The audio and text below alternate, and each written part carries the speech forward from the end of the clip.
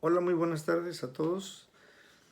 Pues el día de hoy voy a hacerles un breve video de algo que me motiva porque muchos papás, a veces profesionales de la salud, e incluso puede uno ver en diversos medios de difusión algo que se dice acerca del TDAH, ¿verdad? Que el TDAH, que es un trastorno que está de moda, que es un problema que antes no se diagnosticaba y que ahora incluso se ven niños cada vez con más frecuencia con este problema. Se ha llegado a pensar incluso que es un problema inventado, ¿verdad? Y que también es algo que se exagera en cuanto al diagnóstico de los niños que tienen el TDAH. Pero la verdad es que el TDAH no es algo nuevo. Llamarle trastorno de la atención con hiperactividad sí es algo muy reciente. Pero de que se conoce que este trastorno ya existe desde hace mucho tiempo, eso hay una evidencia histórica totalmente probada, ¿verdad? Entonces suele parecer que el TDAH es una afección novedosa, típica de los tiempos que corren, ¿verdad? Nada más lejos de la realidad. Eso es importante recalcarlo. Disponemos afortunadamente de numerosas descripciones realizadas por psiquiatras y neurólogos que tienen más de 2 siglos de historia acerca de este trastorno. Desde luego, a lo largo de la historia se le ha llamado de múltiples maneras hasta que se ha alcanzado su actual denominación, que es el de trastorno de la atención diagonal hiperactividad, o mejor conocido por la gente y por los profesionales de la salud como el TDAH. Esto tiene una explicación. Cuando no se conocía realmente cuál era la neurobiología del trastorno o por qué se producía, evidentemente que los neurólogos y los psiquiatras de hace mucho tiempo pues no lo llamaron como lo llamamos ahora, ¿verdad? Pero quizá, fíjense ustedes, la primera descripción histórica sobre lo que actualmente conocemos como el TDAH probablemente la encontremos en la obra del médico escocés Sir Alexander Crichton, que vivió entre los años de 1763 y 1856. Fíjense ustedes de qué fecha estamos hablando. Él es considerado uno de los pioneros o padres de la psicopatología moderna. En 1798, él publica su obra que denominó Una investigación sobre la naturaleza y el origen de la enajenación mental. Esto entrecomillado, ¿verdad? En donde describe a niños y adolescentes con dificultades para prestar atención. A esta dificultad en los jóvenes que él trataba la denominó inquietud mental y correspondería en la actualidad a lo que hoy denominamos el TDAH de presentación inatenta, porque en ese tiempo pues lo que a él le llamó la atención era la conducta distráctil de estos pacientes y que tenían una gran inquietud mental con ideas de todo tipo, ¿verdad? Medio siglo después, concretamente nos vamos a referir a los años de 1845, el psiquiatra alemán Heinrich Hoffmann, que vivió entre 1809 y 1894, desarrolla un total de 10 breves cuentos con ilustraciones sobre diferentes problemáticas en niños y adolescentes. Uno de sus relatos lo tituló Felipe el Nervioso, ¿verdad? Y en él el protagonista de este relato tiene verdaderas dificultades para controlar sus impulsos y hacer caso a las indicaciones de sus padres, y en un texto de este relato que les comentaré brevemente, él dice: Felipe, deja de actuar así. La mesa no es para retorcerse. Así hablaba el padre a su hijo y la verdad lo decía en un tono severo, ¿verdad? No en un tono de broma. La madre en el relato se dice que solo frunce el ceño, pero mira hacia el otro lado tratando como de ignorar la conducta que presenta el Felipe, del que hicieron este relato de un trastorno cognitivo que afectaba a este chico, porque él hizo unos breves relatos que los describió perfectamente bien. Pero Felipe no sigue el consejo que le da su papá. Él hace lo que quiere a cualquier precio. Él se dobla y se tira, ¿verdad? Se mece y se ríe y está sobre la silla moviéndose para todos lados, sobre la cual incluso a pesar de que se le está tratando de obligar a que esté quieto, se está retorciendo continuamente. Entonces su papá dice, Felipe, esos retortijones ya no los puedo aguantar. Fíjense, desde ese tiempo ya hay un relato de lo que en la actualidad nosotros denominaríamos un chico con un trastorno de la atención, con hiperactividad. En 1899, Thomas Claughton, que vivió entre los 1840 y 1915, plantea que la hiperactividad que manifiestan algunos niños y adolescentes probablemente se debe a una disfunción de su corteza cerebral o del córtex cerebral, algo que, como he presentado en otros videos que están en este canal de YouTube, ¿verdad?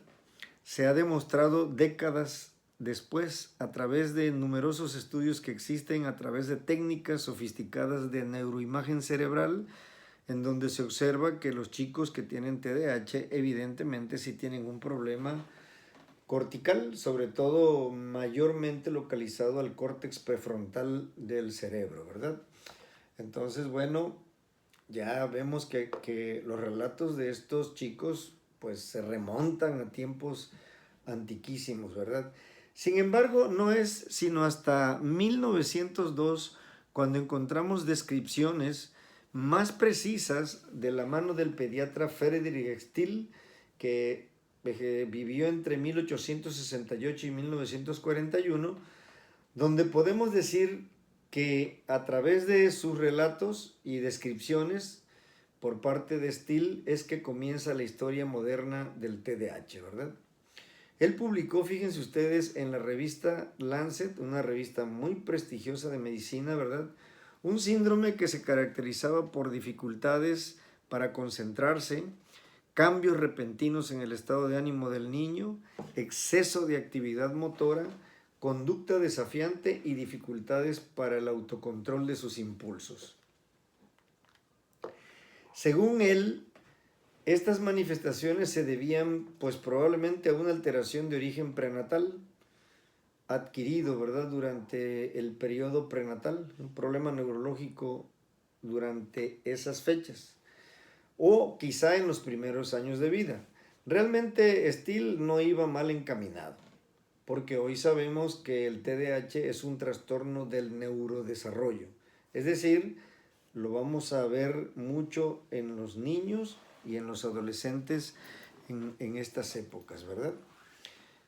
George Still, al parecer, no fue el único que apuntó que los niños y adolescentes que padecían este trastorno se comportaban de manera inatenta, disruptiva, impulsiva con sus padres y maestros, ya que el médico y psicólogo francés Henry Wallon, que ejerció entre los 1879 y 1962, y que además era un referente de la época sobre el desarrollo evolutivo de los niños, publicó un libro en 1925 basado en una tesis doctoral que él tituló El niño turbulento, ¿verdad? Porque ahí hace descripciones de niños que presentaban conductas caóticas, conductas impulsivas, pobre autocontrol e inatención.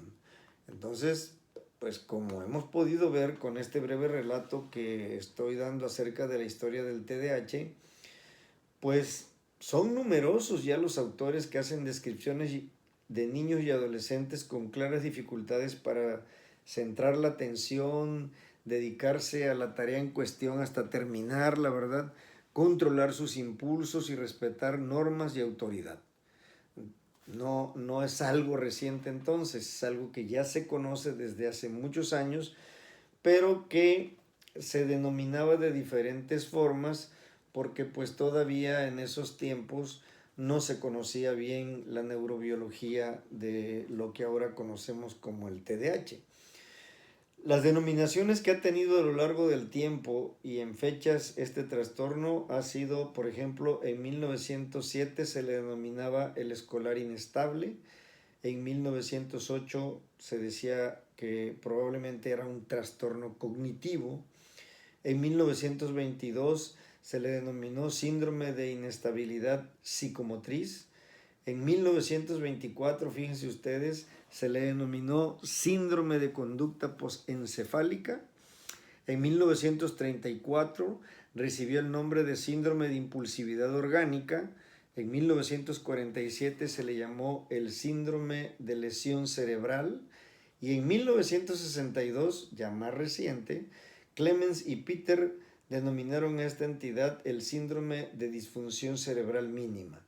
Mínima porque a pesar de los estudios con los que se contaba en esa época, pues no se demostraba pues una lesión en el cerebro del chico que tenía este problema que le originaba trastornos desde el punto de vista social y familiar, porque una conducta inatenta, impulsiva e hiperactiva pues siempre origina problemas, y los originó en esos tiempos cuando apenas y se empezaban a hacer las descripciones de estos chicos que tienen lo que, insisto, hoy denominamos el TDAH, ¿verdad? Ahora, cuando hablamos sobre el diagnóstico del TDAH, los profesionales en la actualidad nos basamos en el Manual Diagnóstico y Estadístico de los Trastornos Mentales, que se conoce en términos generales en todo el mundo como el DSM, ¿verdad? Es un libro donde vienen todos los criterios diagnósticos de los problemas mentales que afectan al ser humano, y tiene un capítulo que aborda los temas en la etapa infantil dedicados al desarrollo del niño o al neurodesarrollo, ¿verdad? El DSM lo elabora y publica la Asociación Americana de Psiquiatría. En su primera edición, que se le denominó DSM-1, en el año de 1952, no se hace ninguna alusión al TDAH o algo que se le parezca al TDAH, ¿verdad? Sin embargo, en la década de los años 60, Stella Chis, psiquiatra infantil y profesora de la Universidad de Nueva York, publicó un artículo científico donde subrayaba la importancia de la hiperactividad en dicho trastorno, ¿verdad? Gracias entonces a sus aportaciones, en el año de 1968 se incluyó por primera vez este trastorno en el DSM versión 2, con el nombre de reacción hipercinética de la infancia y de la adolescencia. Ahí apareció por primera vez ya algo que era un TDAH, pero con el nombre de reacción hipercinética de la infancia y la adolescencia.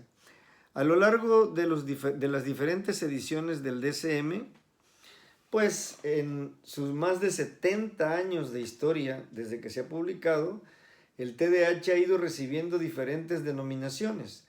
Esto porque se ha ido conociendo, como he dicho previamente, y comprendiendo mejor la condición.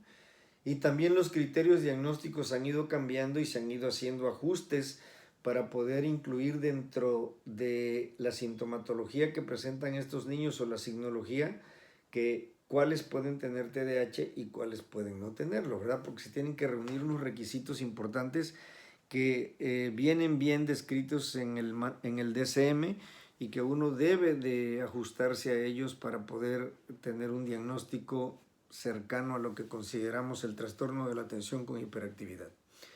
En los años 70 se dio a conocer el trastorno gracias a la creación de las primeras asociaciones, fíjense ustedes, de padres con hijos con TDAH.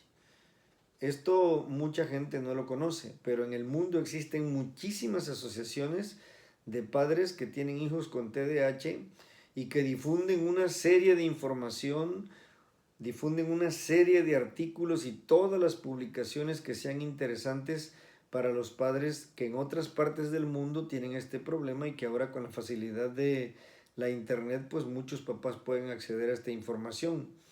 Y también se vino a conocer mejor el trastorno gracias a las publicaciones de numerosos científicos, de numerosos artículos científicos que aparecen en la literatura mundial. Si uno hable un buscador médico y pone la palabra TDAH o ahí en el buscador, le van a aparecer una serie de artículos que se están publicando cada mes acerca de este problema, lo cual ha servido para comprender mejor al TDAH, así como sus posibles consecuencias en la vida de la persona que lo padece, ¿verdad? La implicación también de la norteamericana Virginia Douglas en 1927 con este trastorno y el hecho de que pusiera el acento en las dificultades atencionales de los niños y adolescentes fue determinante para que en 1980 se denomine el trastorno por déficit de atención con y sin hiperactividad en el DSM-3. Ya aparece así, trastorno con déficit de la atención con o sin hiperactividad. Así se denominaba en ese momento. En esta edición se entiende que la raíz del problema estaba fundamentalmente en el déficit atencional, lo que se ha denominado TDA, ¿verdad? Y que aquellos niños que además tuvieran asociada la hiperactividad serían diagnosticados como TDAH. En esa edición entonces, en el DSM-3, el TDAH era un subtipo del TDA, porque, insisto, podía haber niños que tuvieran además trastorno atencional con o sin déficit de atención, con o sin hiperactividad. El nombre definitivo de este trastorno aparece en la publicación DSM en su versión 4, en 1994, tal y como lo conocemos ahora, el trastorno por déficit de atención con hiperactividad, ¿verdad? Y actualmente en la nueva versión de 2013 del DSM-5, como se le denomina ahora, se sigue denominando de la misma manera, solamente que hay algunas variantes que han mejorado en relación a lo que se publicó en el DSM-4.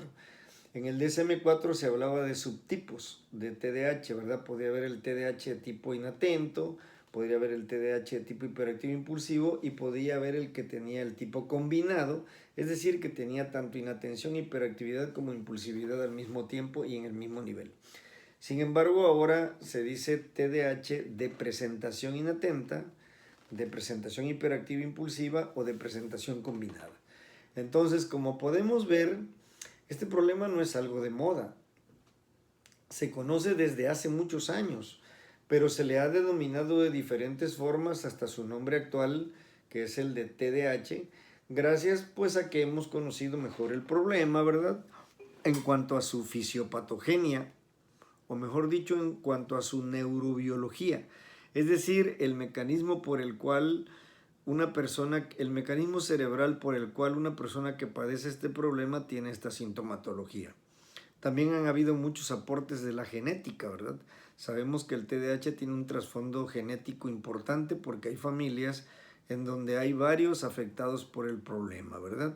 Si una papá o una mamá tiene TDAH, es muy probable que el 50% de sus hijos o un porcentaje alto también vayan a tener TDAH. Entonces, sí hay evidencia de que hay un trastorno genético e incluso se han relacionado ya con varios genes que ya he publicado y comentado en otros videos que tengo en este canal de YouTube. También es evidente que, aunque es un problema genético, también probablemente tenga también una posible participación el factor ambiental, pues sabemos que la epigenética, o sea, el medio ambiente también puede detonar en un momento dado el TDAH en alguien que ya tiene predisposición. También conocemos, gracias a todo lo que se ha ido conociendo, cuáles son sus consecuencias en la vida de la persona y también hemos avanzado mucho en el aspecto del tratamiento, ¿verdad? Del chico que tiene TDAH. Por tanto, como vemos, pues no es algo de moda. Asimismo, conocer bien su neurobiología ha sido básico para no culpar a los padres acerca de la conducta del niño, porque es muy común que se le eche la culpa al papá de que probablemente, o a la mamá, ¿verdad?, de que probablemente su hijo lo tienen consentido. Incluso dentro de la misma familia hay familiares que opinan eso de los papás de un chico que tiene TDAH.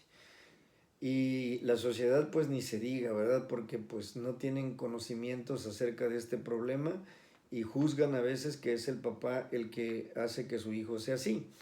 Los maestros pues también tienen que conocer esta condición en lo que se pueda bastante bien, porque ellos son los que muchas veces detectan esta problemática dentro del salón de clases. Porque también a través de técnicas neuroeducativas que ellos tienen que conocer, porque la neuroeducación es algo que ha progresado muchísimo, pueden ayudar bastante a estos niños, ¿verdad? Los papás que no tienen hijos con TDAH deben de tratar de ser más empáticos con estos niños, pues muchas veces hay discriminación de estos niños en los colegios y a veces los padres hacen comentarios, los padres de los que no tienen TDAH hacen comentarios en las juntas que lastiman a los padres de los niños que tienen TDAH. Piden incluso hasta la expulsión del colegio donde está el niño, en vez de resolver el asunto por el bien del niño, porque si no, este niño va a cargar va a tener una carga psicológica muy importante que va a afectar su vida futura en su adolescencia temprana y tardía e incluso hasta en la vida adulta, ¿verdad?, de este niño. Entonces, es nuestro deber, pues, ver por la inclusión de estos niños y adolescentes que muchas veces por el rechazo escolar y maltrato desarrollan trastornos comórbidos, como por ejemplo una baja autoestima, pueden desarrollar un trastorno en el amor propio o conductas que se denominan internalizadas como ansiedad o depresión, que puede perseguirlos hasta la edad adulta y dañar mucho la calidad de vida de estas personas.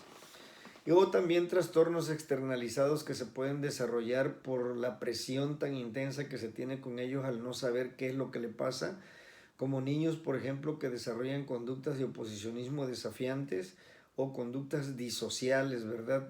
O sea, niños que al llegar a la adolescencia son niños problemáticos, retadores, que incluso pueden enfrentarse a la autoridad de la escuela sin respetar, ¿verdad? Pero esto no es algo que se desarrolla de la noche a la mañana, sino es algo que se puede desarrollar por no tener un diagnóstico adecuado el chico, ¿verdad?, en su momento. Esto perjudica mucho la vida del niño y el adolescente y tenemos que recalcar algo que es muy importante. Tiene repercusiones importantes en la vida académica y en su vida de adulto. Un adulto con TDAH pues tiene bastantes conflictos en su vida laboral, en su vida social e incluso hasta en su vida de pareja, ¿verdad? En la relación con su esposa o con su pareja o con su novia, etcétera, ¿no? Entonces, por eso es muy importante y trascendente diagnosticarlo tempranamente. Entonces, para concluir, pues les recuerdo que no es un problema de moda, es una condición conocida desde hace mucho tiempo, como lo acabo de decir así a vuelo de pájaro en este breve relato, y que es importante que conozcamos, que es importante que detectemos, que es importante que diagnostiquemos adecuadamente y que es muy importante que demos el tratamiento adecuado para que estos niños puedan tener un desarrollo bastante bueno, se puedan incluir adecuadamente en su vida social, en su vida escolar o académica, ¿verdad?, en su vida familiar y en el futuro en su vida laboral. Bueno, espero que haya quedado claro lo que quiero decir acerca de este problema en relación a que no es algo que está de moda. Es algo que ahora conocemos perfectamente bien y que podemos diagnosticar cada vez mejor, pero su historia ha sido larga como las de muchas enfermedades que afectan orgánicamente a la persona o enfermedades que afectan la salud mental del ser humano. Muchas gracias y nos vemos en la próxima.